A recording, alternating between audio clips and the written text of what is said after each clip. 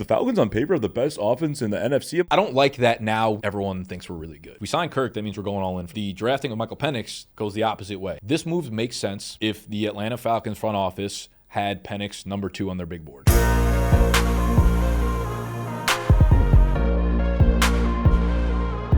Welcome back to another episode of Caps Off Podcast, presented by Betr. I'm here with Nick Ercolano. Almost fucked it up again. Almost fucked it up again.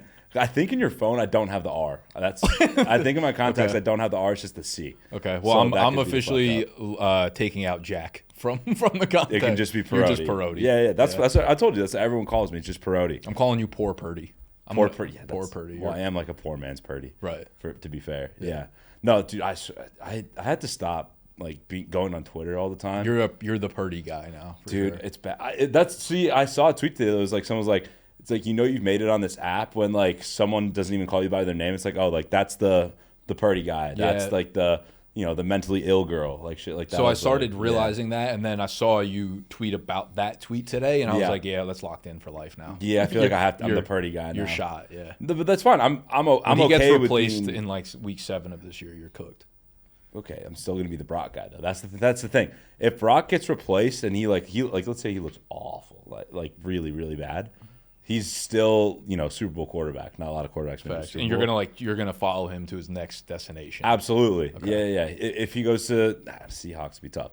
Let's say he goes to like the Jaguars, dude. Duval. The whole time you're just gonna be like, you got to put Purdy in. Dude, like, you got to put Purdy in. Like, why are you guys not putting Brock in? Yeah. Like, you see what he did that 1 year in 2023. You're gonna be a problem for a long time. Yeah, it's gonna be an issue. I was a Mitch guy for a while too. I told you that off camera. That adds up. Yeah, like I feel like I'm just gonna be the mediocre. Actually, no, mediocre is crazy because Brock's elite. But yeah, Brock's way better than Mitch ever was. Oh my God, Brock's like actually genuinely a good quarterback. Yeah, thank you. Yeah, no one. I don't think there's a real argument about that. I think people just get pissed off because he's had his success is equal to like an unbelievable quarterback. Yes. Where I don't know that equates, but like there's no chance you look at Brock Purdy and you're like he's bad. Dude, there's so many people that say that though. Yeah, and I think it's just they're just like they're angry. It's like the in and out thing, dude. It's dude, like yes. You want to be miserable to be miserable. Like you could like something more than in and out, but like you don't hate in and out. It's good. It's a good fucking burger. Yeah. You know what people always say with in and out though? It's like, oh, the fries. That's the weapons for Brock. Is the In-N-Out fries is the weapon. They're like, oh, the fries are trash. I like their fries. I think they're great. No issue with their fries. You ever watch them make the fries in the back? No. Dude, they literally get a potato. It's not that deep for me. No, but they get a potato, a full-ass potato. They put it into the thing, and out comes the fries. Homemade-ass fries. It's the freshest That's fries like San Fran. Homemade-ass weapons. Dude, homemade-ass what? Brock Purdy in and out. It's a good fit. It's a good fit. We didn't even need that first intro, brother. We are rolling. Fuck that. We're cooking now. We're cooking. I'm like half this big boy Celsius. The tall boy Celsius is also crazy. Didn't even know those existed. Yeah, I didn't either till I came here. Threw me off my game a little bit. Yeah. Let's see, how many milligrams of caffeine? 270. It was the first thing I checked. Holy shit. Yeah. I drink a lot of caffeine, but I try to stay away from like the 300 milligram levels because it's not 300. That's a great 270. point. I'm gonna need one now. We have the regular size ones, but I'm gonna be honest, like I don't know what it was. Like I didn't go to sleep till like 2:30 last night. I was just watching this stupid fucking movie, and so I woke up early. It was it's one with. It's actually not a stupid movie. It's a sick movie with Denzel Washington. I forget what it was called. Him trying to solve a cold case murder. It was dope. I don't know what it was called. It was cool as shit. Inside Man? No. I don't know. It was sick. It was sick though. Anyway, so Nick, my boy here, he's the founder of BDGE, Big Dogs Gotta Eat. How long you guys been around now? You've been doing this for a while. I guess if I looked at it from like a more of like a business perspective, yeah, I guess I'd count it from like when we got our first office space and everyone was really working together.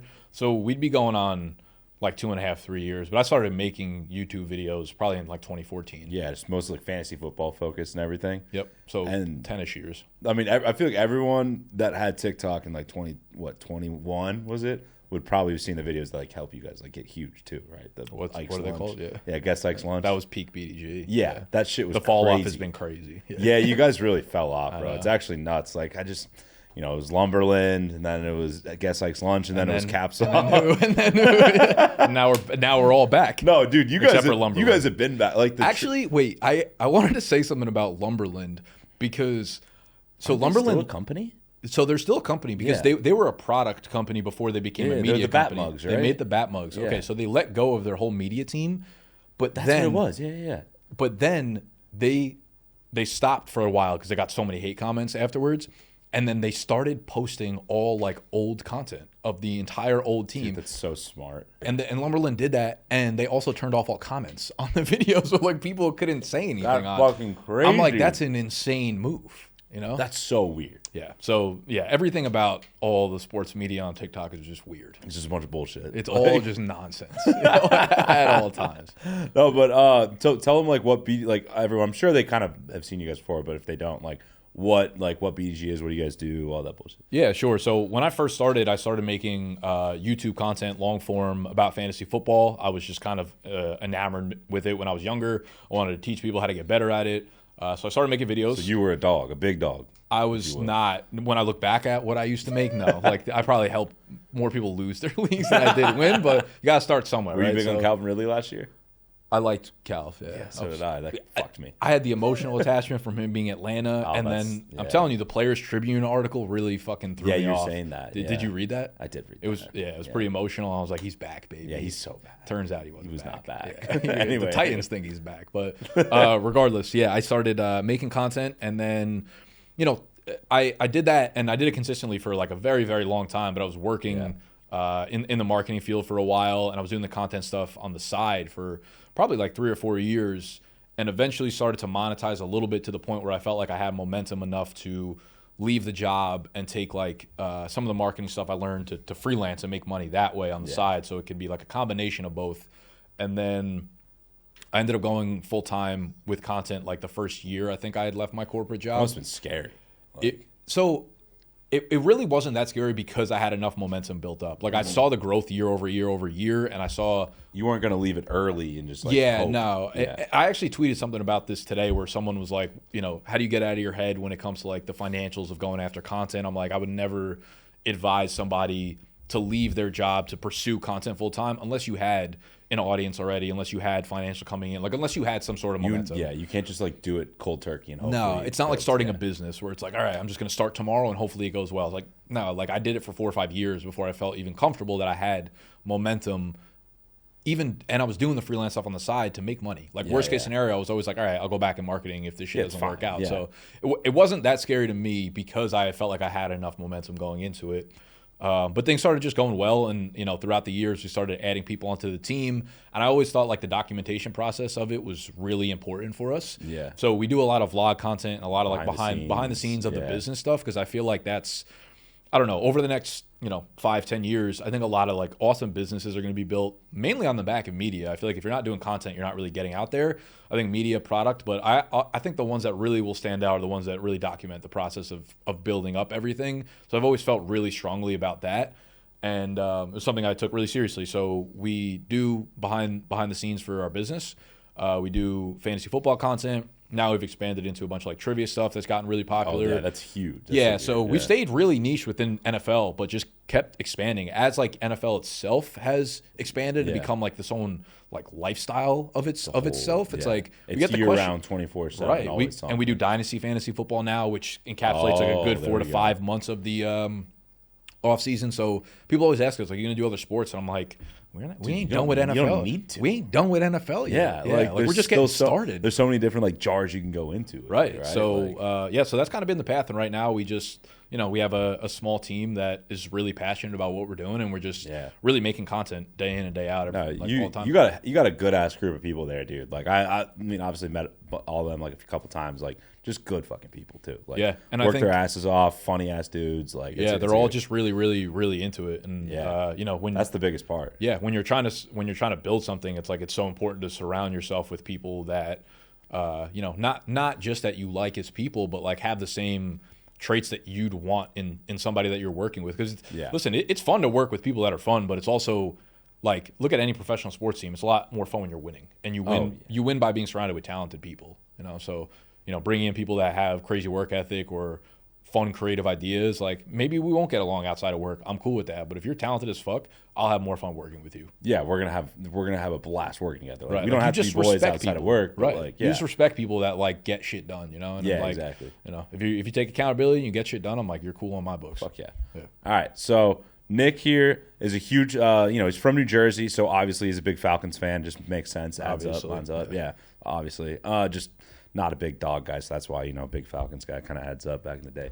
But I actually wanted to ask you, so obviously me and Adam are not ingrained in Falcons culture or anything, right? Like the world was shook by the whole Michael Penix pick. So now that you've had time, as a Falcons fan, now that you've had time to digest the Michael Penix pick, what are your thoughts on it? Yeah, I mean, I'd be lying if I said I wasn't shook. They caught me red-handed. My reaction. We were live streaming. I saw that. Yeah, I don't. Yeah.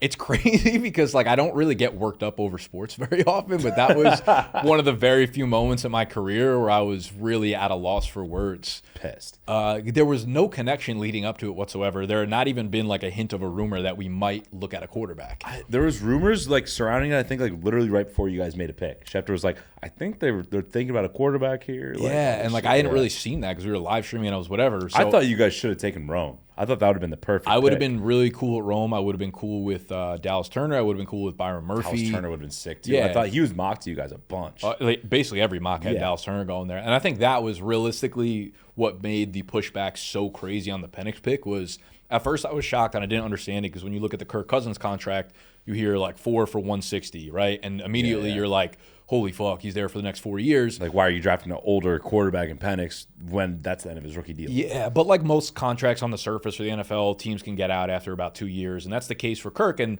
obviously, he's a little bit of a risk with coming off the Achilles, older, and I think that's what like confounds me a little bit is we sign Kirk, that means we're going all in for the next 2 years.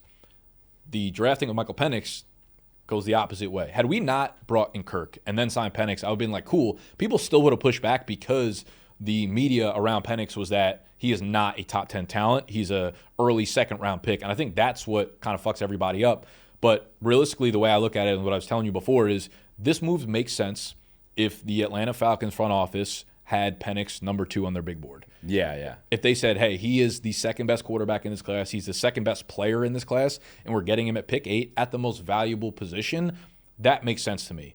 All the other stuff surrounding it, whether or not Penix is that, dude, like I don't know. Honestly, I feel like I understand you saying that, but like I feel like that's not the case because you saw the GM trying to explain to Art, like, he's like, dude, like I don't know. There was that video you couldn't hear what they were saying, but he was trying to use his hand motions. Like, no, like this, that. Like, he was trying to hand explain motions of a guilty man for sure. Yes, it's like he was trying to explain the pick so bad to the owner because he was just like, what the fuck did you just do? Right, and do you think he went rogue with? I feel like the GM might have gone rogue with that pick.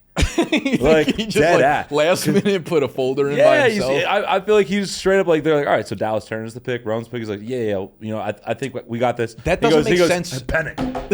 It doesn't make sense for a pick like that though, because you're not going to last 3 years if you just went rogue. Like in order for him to see that come to fruition, he's got to wait 3 more years. So it doesn't make sense to me.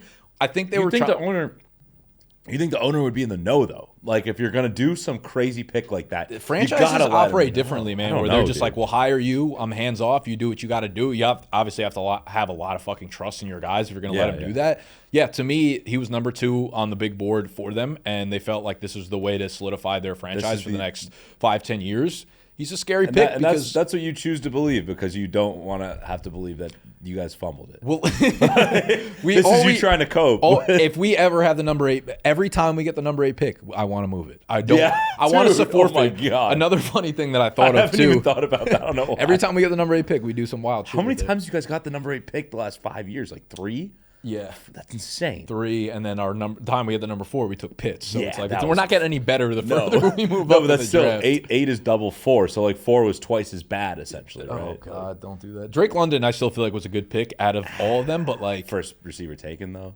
Yeah, but I still think we need to give him 1 year with a good quarterback to see what he really is. Yeah, I was talking to Adam, and he was like, "Dude, like the Falcons' weapons are crazy." I'm like, "They're talented, but they're not like." They haven't proven shit. I agree. This is the pessimistic London and fan Pitts in me. Haven't proven shit. We're so unbelievable. Like I don't like that now we are like publicly everyone thinks we're really good.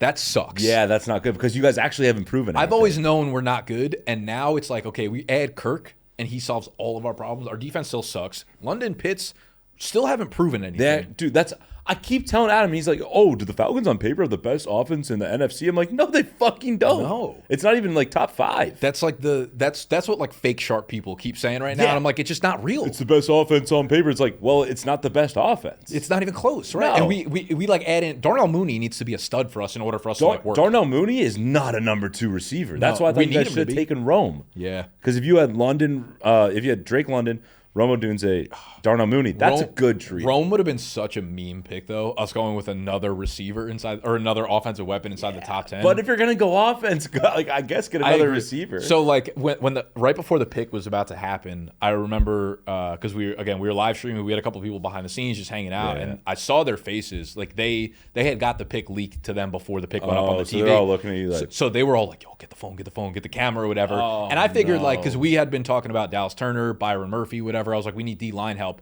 And I knew by their facial expression that it was going to be an offensive player. Because they're like, oh my God, get your phone. Right. So I thought it was Rome. I thought it was just like, okay, they took Rome, or like maybe they jumped up for like even Xavier Worthy would have been like my worst case scenario. Never in a million years was I thinking it was Penix. But oh my God, Xavier Worthy would be tough. That would have killed me. That would have been horrible. That would have killed. Oh my God. Because they knew I'm not a fan of Worthy. If you get Fast Boy, fucking 8 overall. At least Penix can sling it. Like. Right. Like I think Penix is a really good player. I think there are a lot of red flags around him. But dude. Okay, let me ask you this: If Penix starts, I'm a big Penix guy. In year 3, yeah, he's 26 years old. Yeah. Okay, 26 years old. He starts. That's crazy. And he has a Jordan Love type year. Yeah. In his first year. But then he's 29, right? That year he'd be 29. No, I'm saying in 2 year in year 3 from right now, right? Yeah, like Kirk is out after 2 years. Penix gets that start. So he'll be 26 years old. He'll be 26. Yeah. He has I don't even know, Jordan Love year might be even unrealistic for that. But he has like a borderline Jordan Love year where you're like, sure. Okay, not like superstar breakout, but like he's the future. Yeah. Is that a bad pick now? No, absolutely not. Okay. So that's why you found your guy. Like, that's how I think the Falcons are looking at it now. They're so confident in Penix 40-year-old Kirk, right? So it's like because there's a lot to be said about a younger quarterback, even though he's an older rookie coming out. He's still 24. Right. Him to have a couple years to learn under Kirk Cousins, who's, in my opinion, like probably one of the most slept-on quarterbacks the last decade. And he's smart as shit, too. He'll be able to help super Penix. Fucking smart. So he's going to help Like, the one thing with Penix is he made some stupid fucking decisions. That was, like, his big downfall. But now if he can learn to play smart under Kirk, you guys could actually have a dog. That's what I mean. Like if he's just arm talents. If he goes out and is just a good player, then people are going to look back and be like, okay, we understand the draft pick. It's really easy to hate on it now, though. I would say the draft pick. It doesn't fucking matter where you picked him or how, like who it is, and if they play well, never look back like matter. that. Yeah, if they're a good player, it's like cool. That was a good. Like, pick, dude, the then. Jordan Love pick, everyone was shitting on it forever, and For now years. it's like everyone's like, wow, he could be MVP next year. Like, yeah, I think it's crazy. And I think that one probably deservedly so had a little bit more strife to it because Rodgers was still like in his prime, MVP. And also went back-to-back MVPs, and then like we're gonna extend them. The back-to-back MVPs were right after they drafted Love, too, right? So it was crazy. Like that's the crazy part about the situation. Like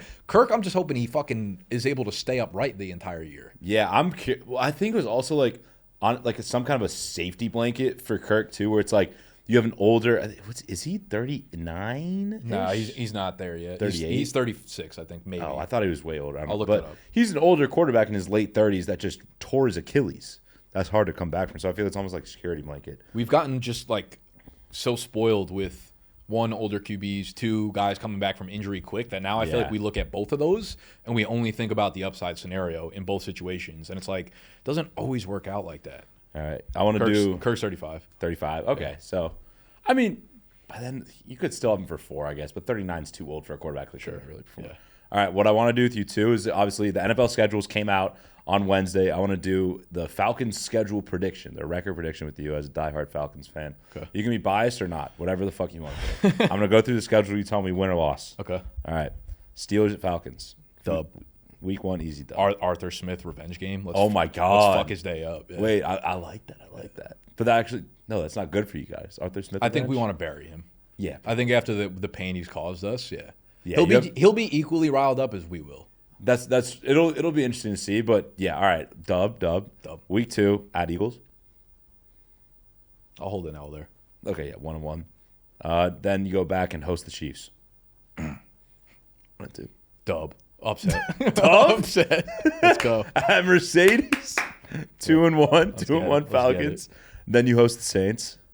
Big letdown spot. I'm going to say L. Because we lose to the Saints. It's just what we do. It's just what you do. We're the Falcons. We lose to the Saints. Yep. But you beat the Chiefs, obviously, 2-2. Then you host. Then you host the Bucks. Dub. 3-2. At the Panthers. Dub. 4-2. Host the Seahawks. I actually think they're a sneaky good team. I'm going to say Seahawks. L. Yeah. Oh, I'm not a big Seahawks guy. L. So you're 4-3 now after the Seahawks. Then you go to the Bucks. We're about to make a run, though. I can tell you. Yeah, actually, I'm gonna take an L here on the Bucks at Tampa Bay. So 4-4. But this is where you start making a chemistry. run. Let the team build chemistry. Yeah. You're 4-4. We're like LeBron in South Beach, man. Just let them cook for a minute. Let them cook for a little bit. It's going to take some time. So they're halfway through the season, right? 4-4. But wait. But just wait, because what happens when they host the Cowboys on November 3rd? Fuck. That's what I was waiting. Okay, this is the storyline of the year. L. 4-5. Now All we go. And then you go to the Saints, who you can never beat. Dub. There you go. We go 1-1. 5-5, baby. This isn't looking great. But wait. This part, you have an awesome. We have a stretch great right here. schedule. Then you go, so you're 5-5. Yep. At Denver. Dub. 6-5. Against the Chargers at home. Dub. 7-5. At the Vikings. Dub. 8-5. At the Raiders. This is where I'm telling you, we cook now. Dub. 9-5. Hosting the Giants. Dub. 10-5. At the Commanders. Dub. 12-5. Oh no, that's not 11-5. And then Panthers. last game of the season, Panthers at home. Another dub. 12-5. So you're saying you're gonna go the Falcons go 5-5, rattle off 7 straight. I'm telling you, that's actually insane. That's our schedule is cheeks, dude. It's really fucking easy. Okay, because you go Broncos, Chargers, Vikings, Raiders, Giants, Commanders, Panthers to end the year. I mean, like that's insane. Think about so we get 6 games against our division, which is terrible, and then one of the divisions we play is the AFC West, which outside the Chiefs, terrible. Yeah. Right. So we get like 9 games of really soft opponents off the rip. That's actually crazy. Right. So I think like what will happen once it was 5-5, I was like, oh man, no, you're not like this isn't gonna be good for you. I think we'll have a little bit of a tough stretch off the rip because like Kirk is new to the offense. We're getting acquainted to it, and everyone's gonna be like the 4-4, 5-5, Penix, and then Kirk's gonna be like not so fast, and then go on a fucking absolute killing spree. And then you probably lose in the first round of the playoffs. Probably. Yeah, but 12-5, 12-5, maybe 2 seed. I'm in there. Potential 2 We seed. in there. Yeah. Why not? Why not? That's what I'm saying. All right, last thing I want to do because I don't want to make this too long because I know you got hot date tonight. Summer Sound. Have you decided? Yeah. Hotel. Of course. Yeah. Of course. Venezuela. Shout out. It was never a choice. Can you name one Venezuelan baseball player ever? Carlos Delgado. Is he Venezuelan? No idea. Yeah. No idea. Feels Cuban. I know. Salvador Perez. Jose Altuve. Ooh, Yeah. Jose. Okay. All right. That's an last game I wanted to play with you. So it's almost like 2024 fantasy football superlatives, right? Okay. I want you to make a team of players for each category. So it'll be like just one guy from each position, like a quarterback, a running back, a receiver, and a tight end. Okay. So first category is going to be MVPs of fantasy football 2024, and you can make a whole fantasy team if you want to. If you want to do 2 running back, receiver, flexes, or you can just do one guy at each position, whatever you want to do. I'm gonna pull up a list real quick. Yeah. Because so Nick is a fantasy football expert. Chill. He would say. Chill. Expert, a liaison. That's not the word for it. Liaison totally doesn't mean that. What does it even mean? Liaison's like. Is that just like a consultant? Yeah, maybe. I don't know. I actually have no clue. I just wanted. You were to say hoping a I word. pulled up with the right answer. Yeah, I was really hoping you had that. tough. You're Okay. older. You're more wise. Yeah, I don't know about that. It's also a lot more years to be dumber. That's also fair. Yeah. Okay. All right. So the most valuable fantasy football players at this position for 2024, obviously. Quarterback. Let's go quarterback. Yeah, let's go QB. I'm gonna go a little bit based off of value, just because like if you draft a guy in the second, third round, it's not really. You're expecting him to go bonkers. Yeah. Like this is a guy that's most valuable for his the position he was drafted. I'm gonna say Dak keeps the stat train rolling a little bit. I like that because he went nuts last year, and all they have in the backfield now is Zeke and Rico Dowdle. He's so they're gonna throw for 1 billion yards, right? So I think his numbers will be super fucking inflated. At the running back position, it's it's obviously like CMC. Yeah, CMC is like the easy answer, assuming he's kind of out of the picture. Let's say most valuable running back not named Christian McCaffrey. This has got to be the Bijan year. It has to be. Second year in the league. With no Arthur Smith. Yeah, no Arthur Smith. I think they're going to use him the same way that like Gurley was used in LA a bunch of years back. So if it's not Bijan this year, when? You know what I mean? If it's not Bijan this year, he's a bust. Facts. Let's just oh my God, I had Bijan last year too. A top 10 running back that doesn't break out in the first 2 years, I don't care what he does after that. Like those are his prime. Those are your years. Yeah, like you have to be a dog in those years. So I'll go Bijan with the 2 at the running back. At wide receiver, I think Garrett Wilson could do some dirty things this year. If Aaron Rodgers is healthy. I mean, the dude had... Do you think he could be the best receiver in fantasy football this year? Or are you saying for the position he's getting drafted? I think he could. Yeah. Do you think legitimately number one over like a Tyreek, Jetta's? Yeah, I think it's possible. I think he's got the talent to do it. I think we could see like a prime Stephon Diggs, Odell Beckham type year out of Garrett Wilson. I can see that. And like maybe he's not as good as Jefferson or Tyreek Hill, but like they have a little bit of a down year and he has his big year. I mean, he had 170 targets last year. This year, he has Aaron Rodgers throwing him the fucking ball. He has so much talent, dude. It's like he's one of those guys where it's like you can tell it's there, whatever he has, he's got it. Right. But you watch him, he jumps off the film. Yeah, and you're just like, fuck, man, if he had someone that was actually competent. I'm really excited to watch him play this year. So Garrett Wilson's my wide receiver of choice. Tight end, Trey McBride. I love that. Dog. Dude, absolute... Him and like the fact they got Marvin Harrison to take some like actually attention off of him is huge. McBride and Kyler last year, like the chemistry they had. Kyler like didn't look at a single other receiver. Every time it was McBride. I'm like, brother, dude, Trey McBride carried me to a fantasy championship last year or appearance. Same. Yeah. Not chip, but appearance. We like a nice appeance. Yeah. McBride was the appearance guy. Yeah, you're not going to go over the hump with the appearance guy. But. Yeah, bring it home this year, McBride. Yeah, so he's my without a doubt favorite tight end. Yeah, this is like you think he's going to be tight end 1? Over Kelsey. Kelsey's done. McBride's my 1. Wow. Yeah. So if you're drafting right now, you're waiting till waiting round 4 or 5. Round 4 or 5, getting McBride every time. Holy shit! So because everyone's gonna draft Kelsey. Dude, round McBride 1 or 2. McBride, Kelsey's fallen a little bit down. People have seen like the 2, 3. Yeah, he probably even later than that. To be honest, really? I don't know. Laporta's like the 1, I think. That's crazy to me. I agree. I think it's a little bit too much of the hype right now.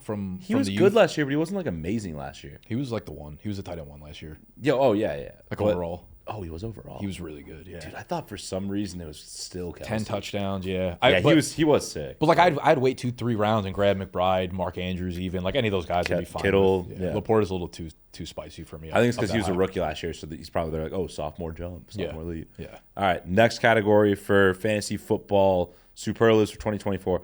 I want to know your team of the most disappointing players in fantasy for 2024. Quarterback, running back, receiver, tight end. Okay.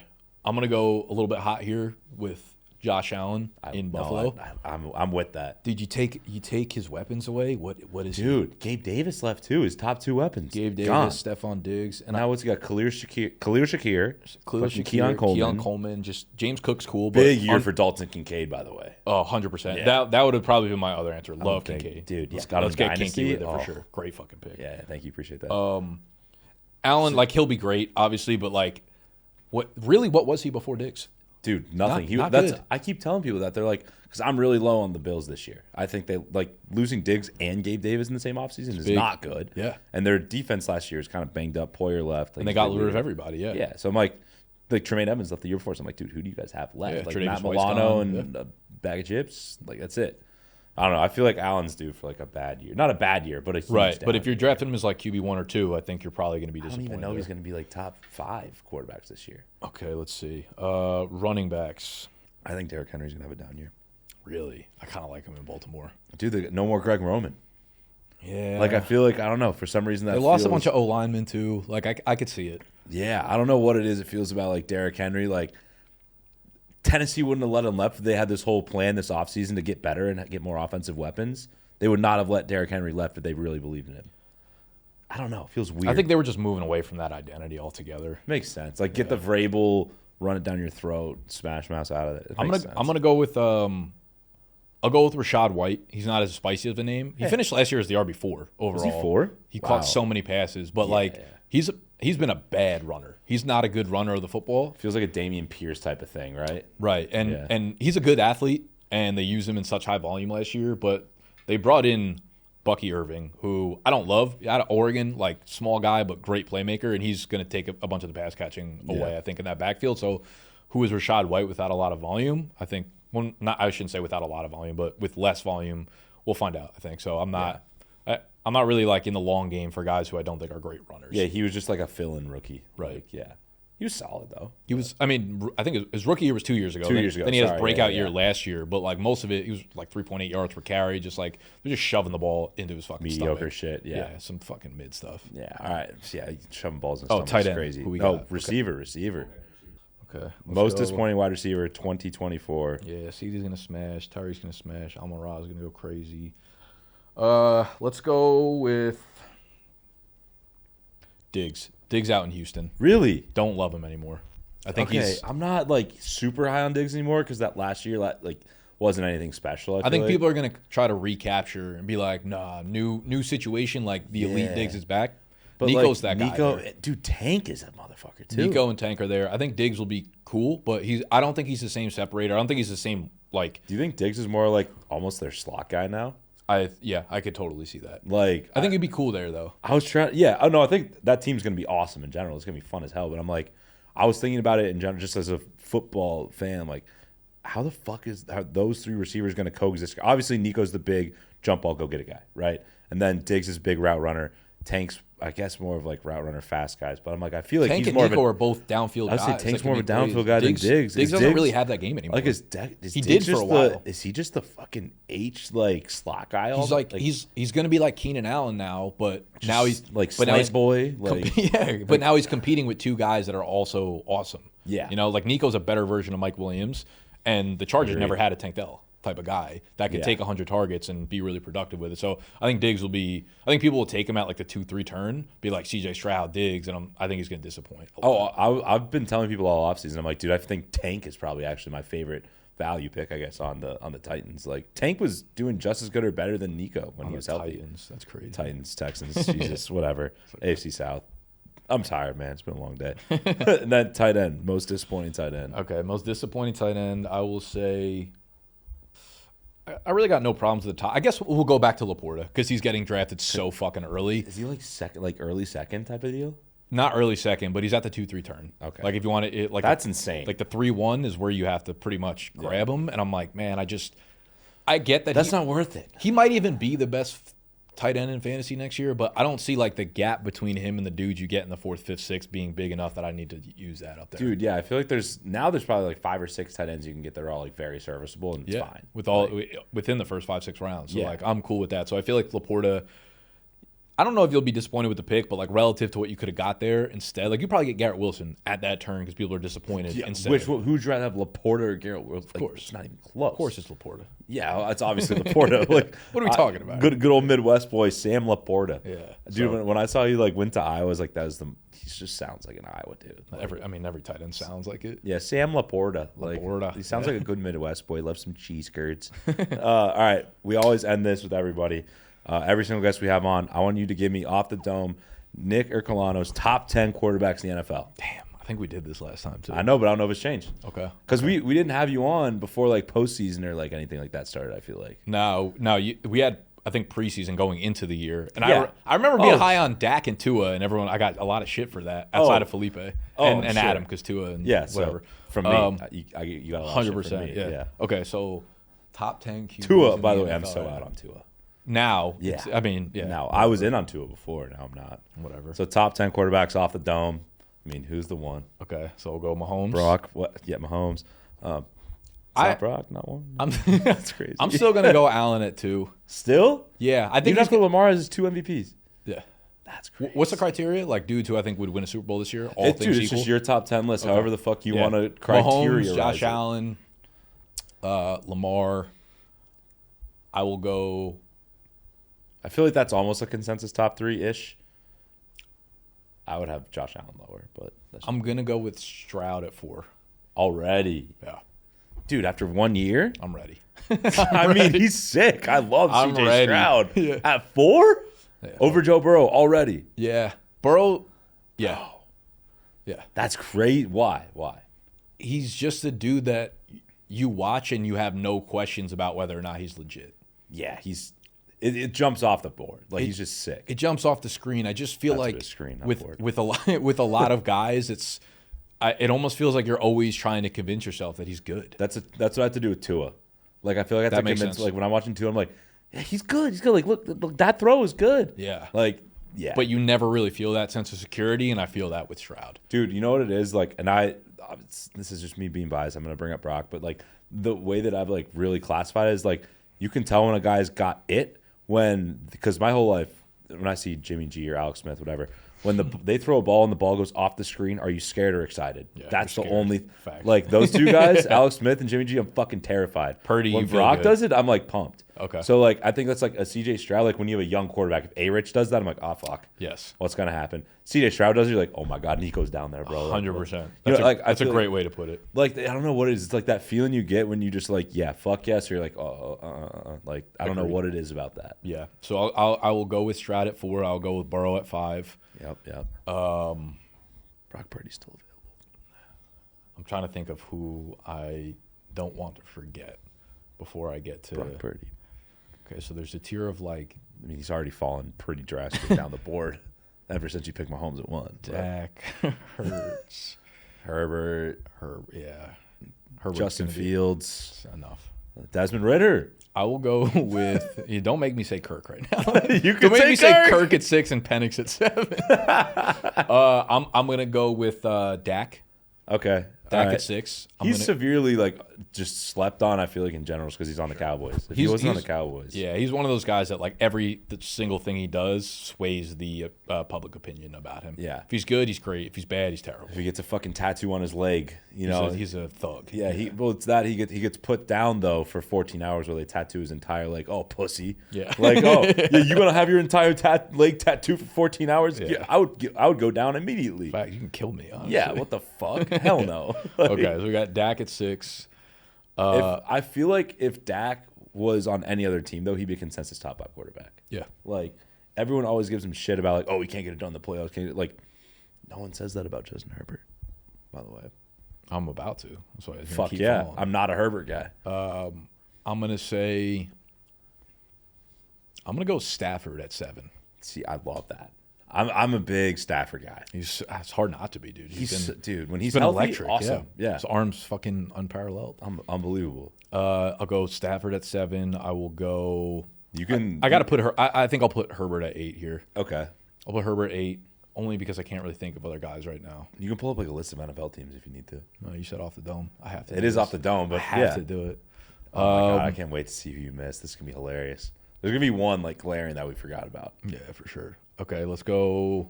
Hurts, Brock, fucking, I don't know, Deshaun. No, that's not happening. I'm going to go Hurts at 9. Hurts at 9? See, I think he was a bit of a Shane Steichen merchant. Okay, so we did trivia TikToks where everybody did their top 15 QBs. Yeah. And basically we just had to guess on the board. We're like, all right, J-Mo, I think your number fucking 3 is Herbert or whatever. Yeah, I would say his is probably 2 Herbert. Like, Herbert was up there at like 3 or 4, I think. That's crazy. But Hurts was like 12 to 15 on everybody's board. See, I think that's pretty fair. I'm actually with number 10. Number 10.